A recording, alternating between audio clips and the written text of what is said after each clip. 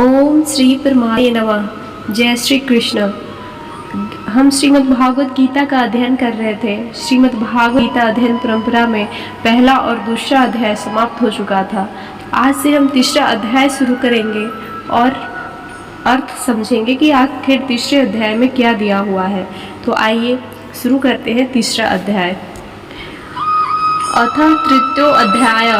इस अध्याय में नाना प्रकार के हेतुओं से विहित कर्मों की आवश्यकता सिद्ध की गई है तथा प्रत्येक मनुष्य को अपने अपने वर्ण आश्रम के लिए विहित कर्म किस प्रकार करने चाहिए, क्यों करने चाहिए, करने न करने में क्या हानि है, करने में क्या लाभ है, कर्म से कर्म बंधन कारक है और कौन से मुक्ति में सहायक है इत्यादि बातें भली भांति समझाई गई है। इस प्रकार इस अध्याय में कर्म योग का विषय अन्य अध्यायों की अपेक्षा अधिक और विस्तार पूर्वक वर्णित है एवं दूसरे विषयों का समावेश बहुत ही कम हुआ है और जो कुछ हुआ है वह भी बहुत ही संक्षेप में हुआ है। इसलिए इस अध्याय का नाम कर्मयोग रखा गया है। तृतीय अध्याय का संक्षेप। इस अध्याय के पहले और दूसरे श्लोक में भगवान ने अभिप्राय को न समझने के कारण अर्जुन ने भगवान को मानो उलाहना देते हुए उनसे अपना एकांतिक श्रेय साधन बतलाने के लिए प्रार्थना की है और उसका उत्तर देते हुए भगवान ने तीसरे में दो निष्ठाओं का वर्णन करके चौथे में किसी भी निष्ठा में स्वरूप से कर्मों का त्याग आवश्यक नहीं है ऐसा सिद्ध किया है।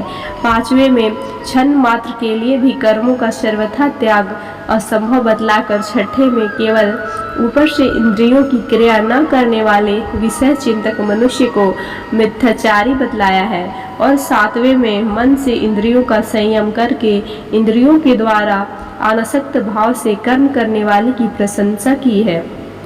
आठवें और नौवें में कर्म न करने की अपेक्षा कर्मों का करना श्रेष्ठ बतलाया गया है तथा कर्मों के बिना शरीर निर्वाह को असंभव बतला के निस्वार्थ और अनासक्त भाव से विहित कर्म करने की आज्ञा दी है।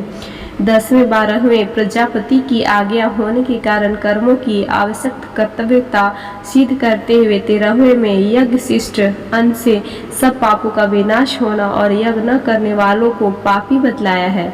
14वें और 15वें में सृष्टि चक्र का वर्णन करके सर्वव्यापी परमेश्वर को यज्ञ रूप साधन में नित्य प्रतिष्ठित बतलाया है। 16वें में उस सृष्टि चक्र के अनुसार न बरतने वाले की निंदा की है। 17वें और 18वें में आत्मनिष्ठ ज्ञानी महात्मा पुरुष के लिए कर्तव्य का अभाव बतलाकर कर्म करने और न करने में उसके प्रयोजन का अभाव बतलाया है। 19वें में उपयुक्त हेतुओं से कर्म करना आवश्यक सिद्ध करके एवं निष्काम कर्म का फल परमात्मा की प्राप्ति बतलाकर अर्जुन को अनासक्त भाव से कर्म करने की आज्ञा दी है। तदंतर 20वें में जनकादि को कर्मों से सिद्धि प्राप्त होने का प्रमाण देकर एवं लोक संग्रह के लिए भी कर्म करना आवश्यक बतलाकर लोक संग्रह की सार्थकता सिद्ध की है। 21वें में श्रेष्ठ पुरुष के आचरण और उपदेश के अनुसार लोग चलते हैं ऐसा कहकर 22वें 24वें तक भगवान ने स्वयं अपना दृष्टांत देते हुए कर्म करने से लाभ और न करने से हानि बतलाई है। 25वें और 26वें ज्ञानी पुरुष के लिए भी लोक संग्रहार्थ स्वयं कर्म करना और दूसरे से करवाना उचित बतलाकर 27वें और 28वें में कर्मासक्त जन समुदाय की अपेक्षा सांख्य योग की विलक्षणता का प्रतिपादन करते हुए 29वें में ज्ञानी के लिए साधारण मनुष्यों को विचलित न करने की बात कही है।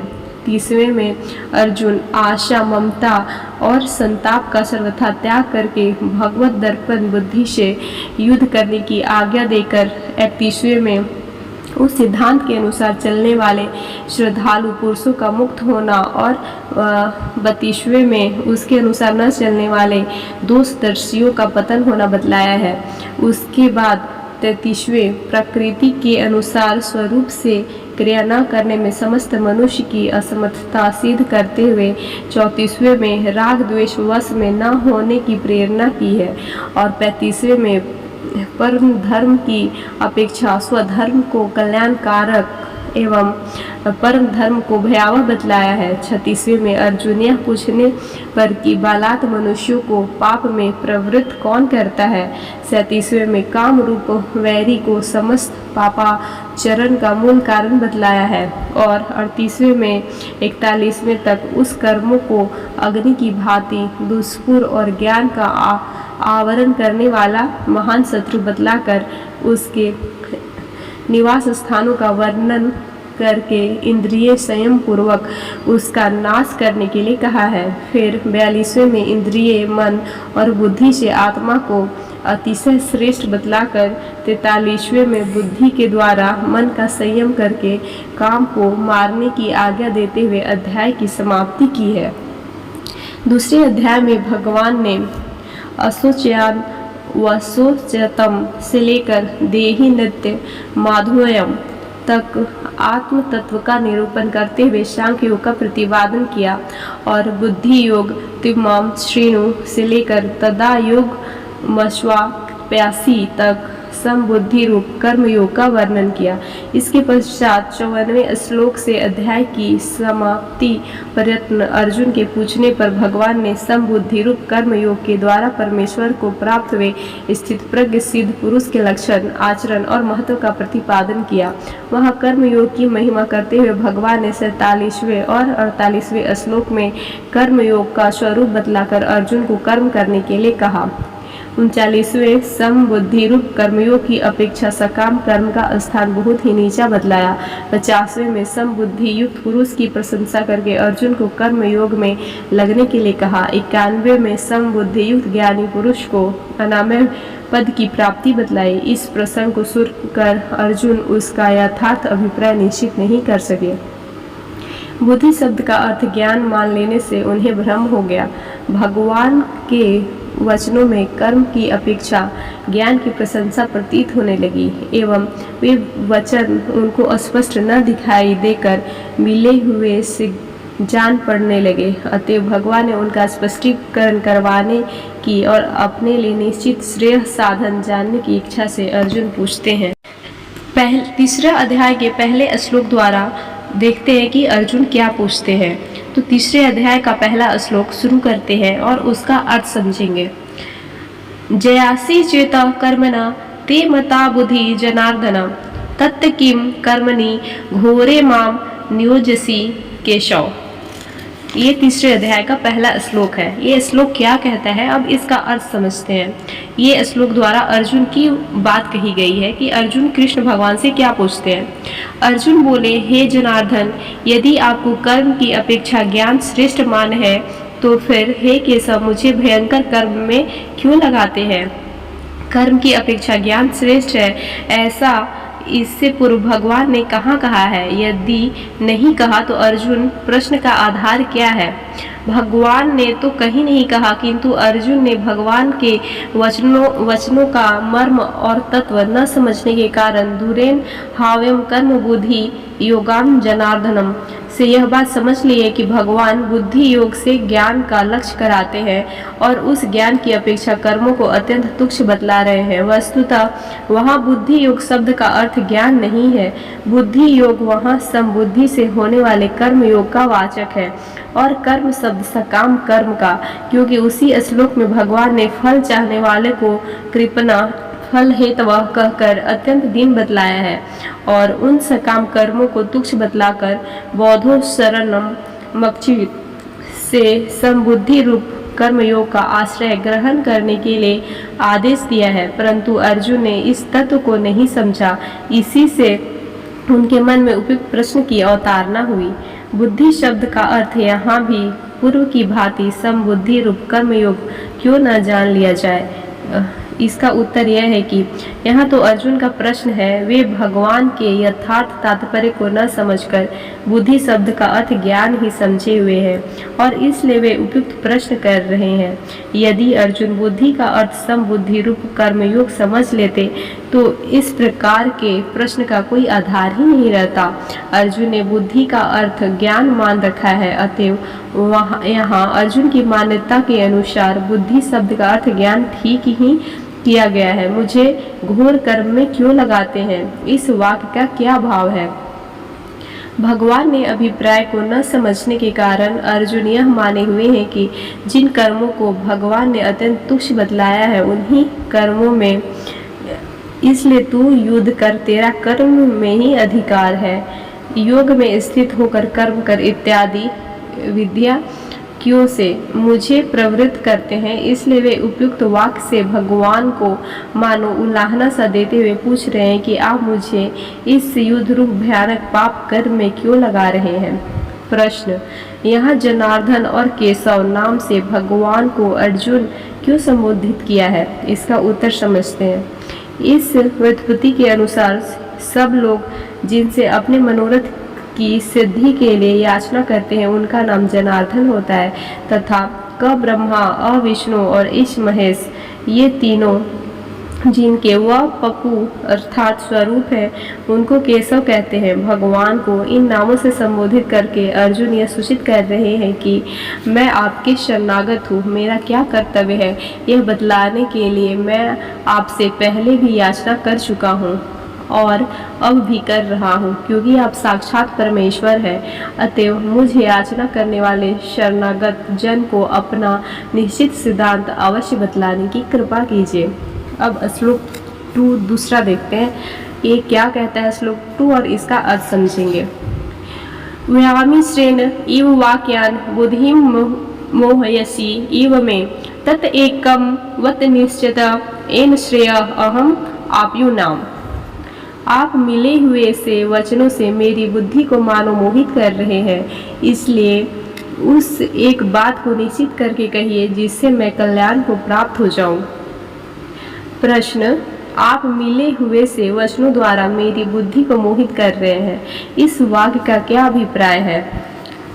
जिन वचनों में कोई साधन निश्चित करके स्पष्ट रूप से नहीं बतलाया गया हो, जिनमें कई तरह की बातों का सम्मिश्रण हो, उनका नाम व्यामिश्र मिले हुए वचन है।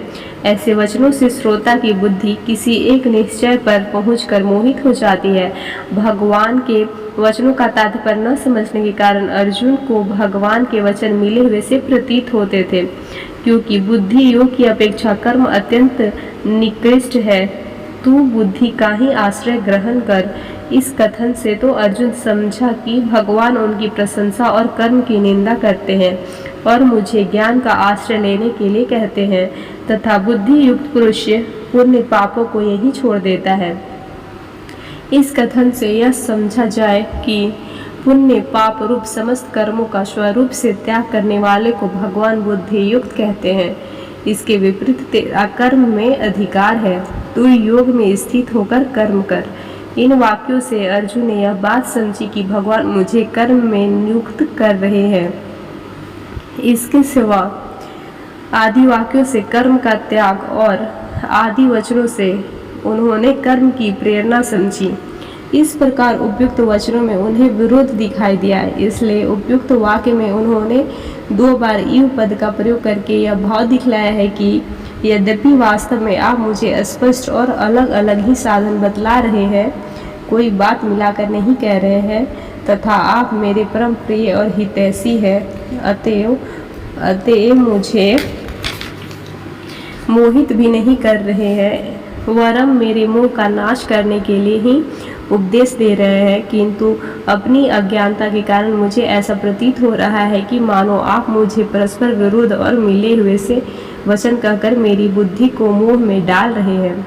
प्रश्न, यदि अर्जुन को दूसरे अध्याय के 49वें और 50वें श्लोक को सुनते ही उपयुक्त भ्रम हो गया था, तो 53वें श्लोक में उस प्रकरण के समाप्त होते ही उन्होंने अपने भ्रम निवारण के लिए भगवान से पूछ क्यों नहीं लिया, बीच में इतना व्यवधान क्यों पड़ने दिया।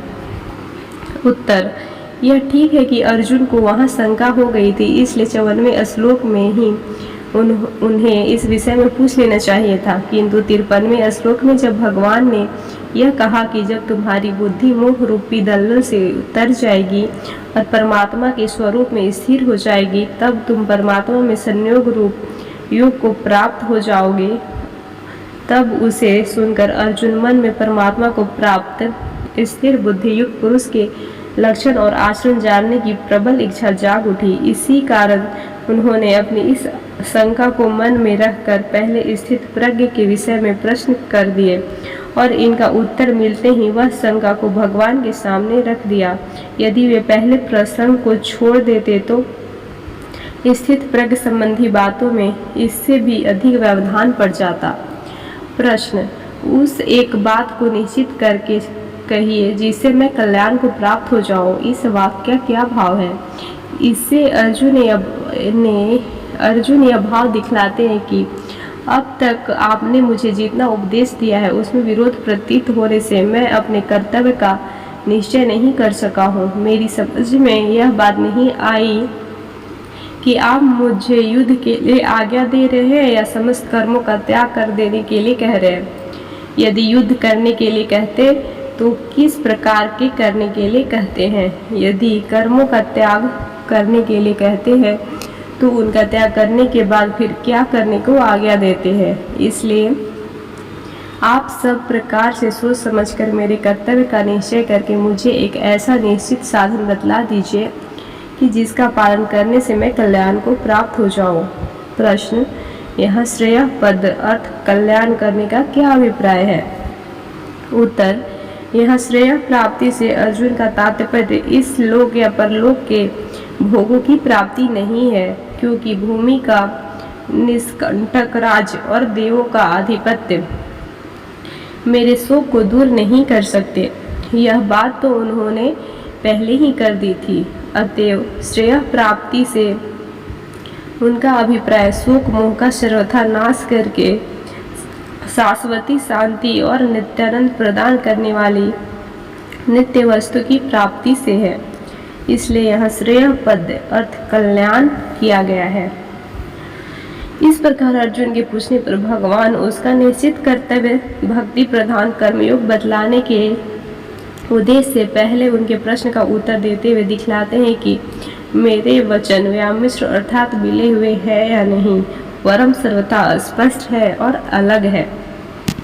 आज की वीडियो में इतना ही। आज से हम तीसरा अध्याय शुरू किए हैं, उसमें हम 2 श्लोक पढ़े हैं और उसका अर्थ समझे हैं। आज की वीडियो में बस इतना ही।